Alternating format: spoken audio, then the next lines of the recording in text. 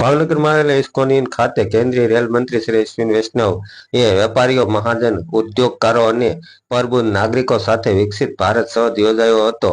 આ તકે શ્રમ, રોજગાર, યુવા બાબતો, રમતગમત મંત્રી ડોક્ટર મનસુખભાઈ માંડવિયા અને ગ્રાહક બાબતો, ખાંગ, સાર્વજનિક વિતરણ રાજ્ય મંત્રી શ્રી નીમુબેન બાંભણિયા વિશેષ ઉપસ્થિત રહ્યા હતા। વિશ્વના અન્ય દેશોની તુલના સતત વિકસિત રહેલા ભારત દેશના મજબૂત અર્થતંત્ર વિશે વિગતો આપતા કેન્દ્રીય રેલ મંત્રી શ્રી અશ્વિની વૈષ્ણવે જણાવ્યું હતું કે કોવિડ મહામારી બાદ વિશ્વના અન્ય દેશોનો ગ્રોથ રેટ સતત ઘટી રહ્યો છે, જ્યારે આપણા માટે આનંદ અને ગર્વની વાત છે કે ભારત ગ્રોથ રેટ સતત ઉત્તરોત્તર વધી રહ્યો છે। અને હું છું બ્યુરો ચીફ ભાવનગર દિનેશ કુમાર પી બાબરિયા કેટી। માહિતી અને પ્રસારણ, ઇલેક્ટ્રોનિક્સ અને ઇન્ફોર્મેશન ટેકનોલોજીના માનનીય મંત્રીશ્રી કેવું અભિવાદન કરીશું, સ્વાગત કરીશું।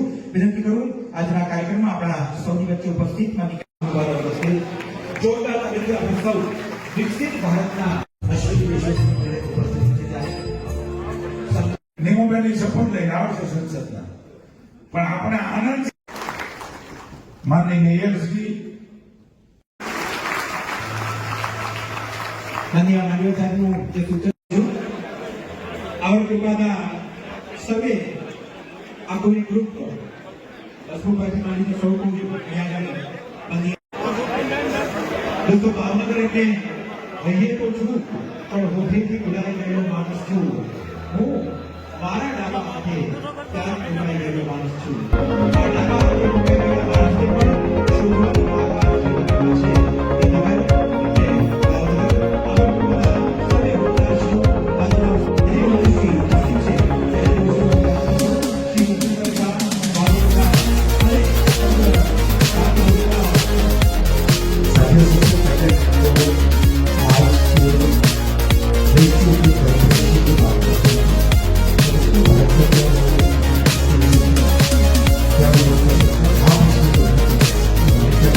आपकी क्या जिम्मेदारी है, हम सब मिलकर क्या कर सकते हैं, वो विषय रखूंगा। दूसरा विषय रखूंगा रेलवे से संबंधित, तीसरा विषय रखूंगा आईटी सेमीकंडक्टर से संबंधित। ये 3 विषय में रखूंगा आपके साथ।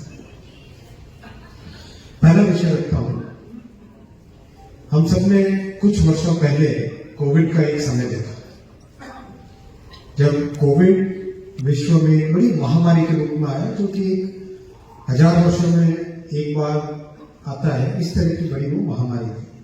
सारी दुनिया एक तरीके से बंद हो गई और इकोनॉमिक एक्टिविटी जो कि बहुत एक स्मूथ तरीके से चलती थी, वो सारी की सारी इकोनॉमिक एक्टिविटी एक समय के लिए बंद हो गई।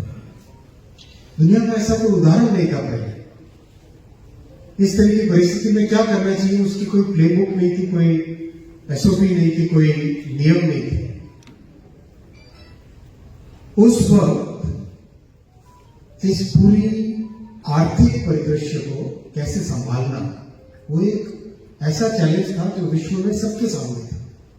हेल्थ का चैलेंज अलग था, लॉजिस्टिक्स का चैलेंज अलग था, अर्थव्यवस्था को कैसे संभालना वो एक अलग तरह का चैलेंज था, क्योंकि वो चैलेंज अभी तक विश्व ने 2-3 हजार साल के इतिहास में कभी नहीं देखा था। जो चैलेंज 2-3 साल क्या विचार रखा और उसको कैसे इंप्लीमेंट किया, वो हमारे लिए समझना अत्यधिक आवश्यक है। जब सारी दुनिया के बड़े बड़े विद्वान कह रहे थे कि मनी प्रिंट करो, मनी क्रिएट करो और डिस्ट्रीब्यूट कर दो, तब मोदी जी ने बहुत ही सोचा समझा सुविचारित निर्णय लिया, जो कि दुनिया से अलग था। हम सब जानते हैं कैपिटल हमेशा एक लिमिटेड होता है, कैपिटल कभी अनलिमिटेड हो नहीं सकता। चाहे देश हो, चाहे बिजनेस हो, चाहे घर हो, कैपिटल हमेशा लिमिटेड होता है। मोदी जी ने कहा कि आज जो मेरे देश की परिस्थिति है, उस परिस्थिति में उस लिमिटेड कैपिटल को मैं देश की बुनियाद को मजबूत करने में लगाऊंगा। जो नोबेल प्राइज विनर्स, इकोनॉमिस्ट, बड़े बड़े बैंकर्स ने जो सामने विचार रखा, उस विचार को उन्होंने कहा नहीं, इसके बजाय देश की लॉन्ग टर्म ग्रोथ, देश की नींव को मजबूत कराना, कई वर्षों तक देश की नींव मजबूत रहे,